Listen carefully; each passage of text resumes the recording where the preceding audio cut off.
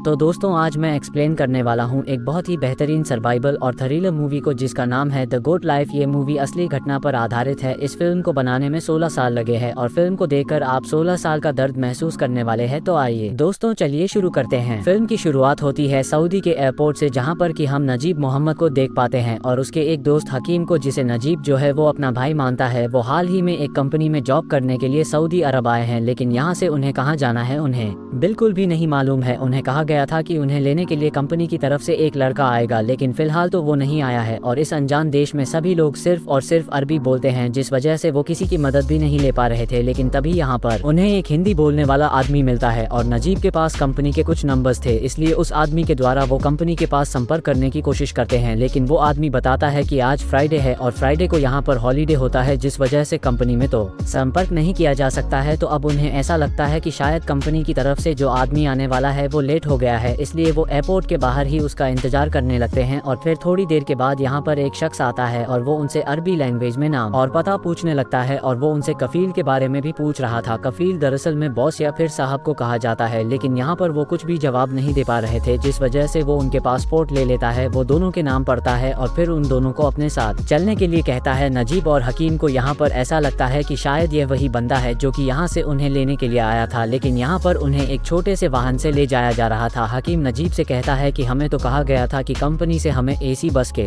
द्वारा ले जाया जाएगा, लेकिन फिर भी वो अपने सफर को जारी रखते हैं और फिर बहुत देर के बाद वो एक जगह पर पहुंचते हैं। अरबी लैंग्वेज ना आने के कारण और कफील को हिंदी ना समझ पाने के कारण भाषाओं का संपर्क नहीं हो पा रहा था, लेकिन नजीब और हकीम समझ चुके थे कि वो शायद गलत जगह पर आए हैं।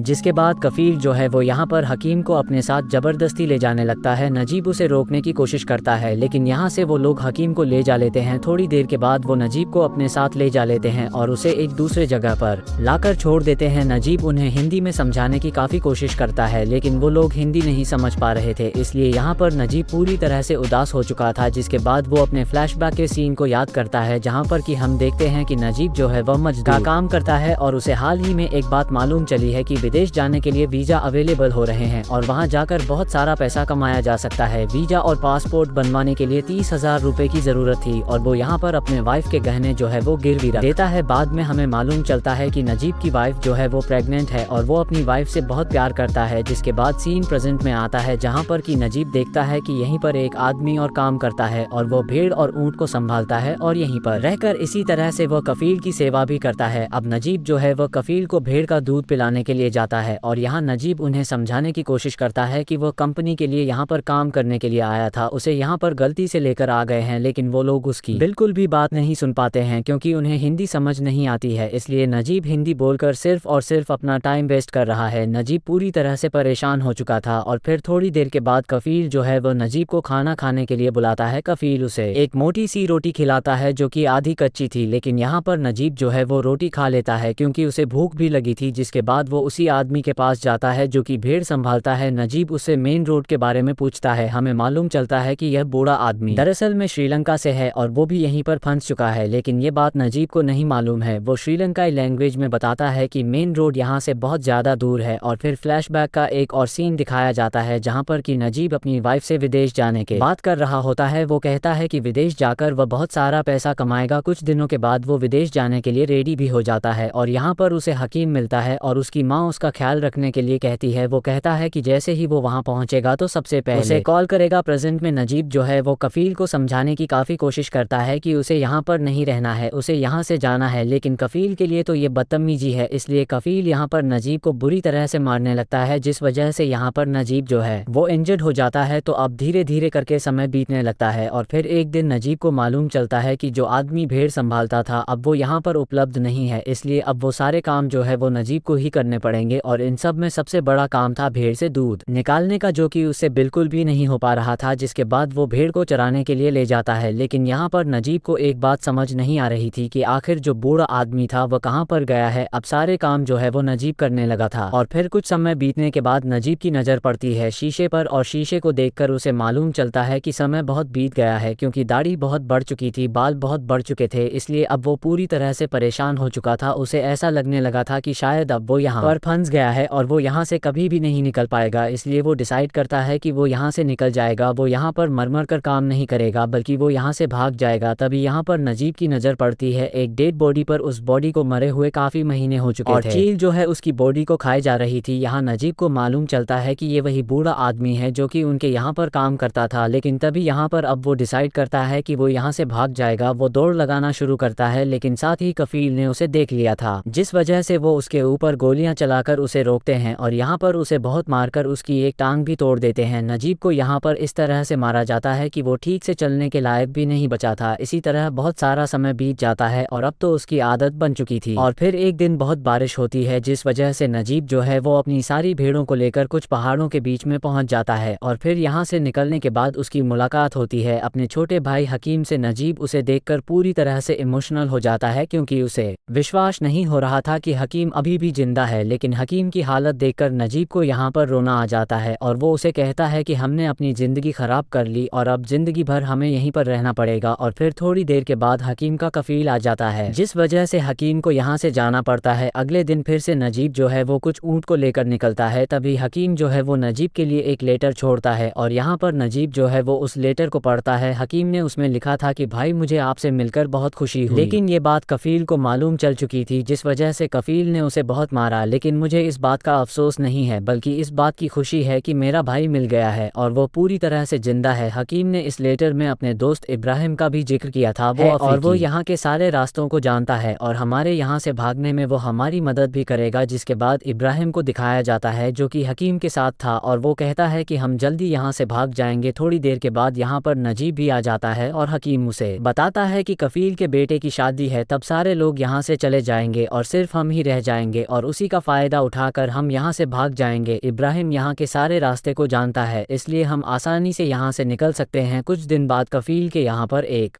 आदमी आता है जो कि हिंदी समझता भी है और बोलता भी है। वो नजीब से कहता है कि कफील के बेटे की शादी है और तुम्हें भी बिरयानी मिलेगी। और थोड़ी देर के बाद वो सभी लोग यहाँ से चले जाते हैं। उनके यहाँ से जाने के बाद नजीब जो है वो सबसे पहले सुकून से नहाता है, क्योंकि वो लोग तो नजीब को ठीक से पानी तक नहीं पीने देते हैं। कुछ देर बाद हकीम भी यहाँ पर आ जाता है और वो नजीब से कहता है कि इब्राहिम ने बैग ले जाने से मना किया है, लेकिन यहाँ पर नजीब जो है वो बैग को अपने साथ ले जाना चाहता था। तो अब उनका सफ़र जो है शुरू हो चुका था। रात हो जाती है और रात को हकीम को बहुत जोर से प्यास लग जाती है और थोड़ी दूर चलने के बाद उन्हें बीच में एक टेंट दिखाई पड़ता है। वहाँ पानी का एक ड्रम भी रखा हुआ था, जिस वजह से इब्राहिम उस ड्रम में से पानी लाने लगता है। लेकिन ये बात उन्हें पता लग चुकी थी, तो वो लोग गोलियां बरसाने लगते हैं। लेकिन यहाँ से ये लोग निकलने में कामयाब हो चुके थे और अगले दिन अपना सफ़र जारी रखते हैं। तो बहुत देर तक चलने के बाद हकीम जो है वह मेन रोड के बारे में पूछ रहा था। तो अब बहुत देर तक चलने के बाद उसे प्यास भी लग रही थी और तभी हकीम की नज़र पड़ती है पानी पर। पानी को देखने के बाद तो वो पानी की तरफ दौड़ लगाना शुरू कर देता है, लेकिन पास पहुँचने के बाद उसे मालूम चलता है कि ये पानी नहीं बल्कि मिराज है, जो कि डेजर्ट में अक्सर देखा जाता है और होती रेत है। लगता पानी कुछ देर बाद रेत के अंदर से ढेर सारे जहरीले सांप निकलते हैं और वो एक या दो नहीं बल्कि बहुत सारे थे। इब्राहिम यहाँ पर नजीब को एक जगह पर खड़े रहने के लिए कहता है और वो सारे सांप जो है वो नजीब के ऊपर से निकल कर जा रहे थे पल भर के लिए। तो नजीब को हद से ज़्यादा डर लगा था, पर अब नजीब जो है वो ठीक से चल नहीं पा रहा था क्योंकि नजीब के पैर में छाले पड़ चुके थे। तब यहाँ पर इब्राहिम जो है वो अपनी जैकेट निकालकर उसके पैर में बांध देता है, जिससे नजीब को थोड़ी सी राहत मिलती है और फिर बाद में वो अपना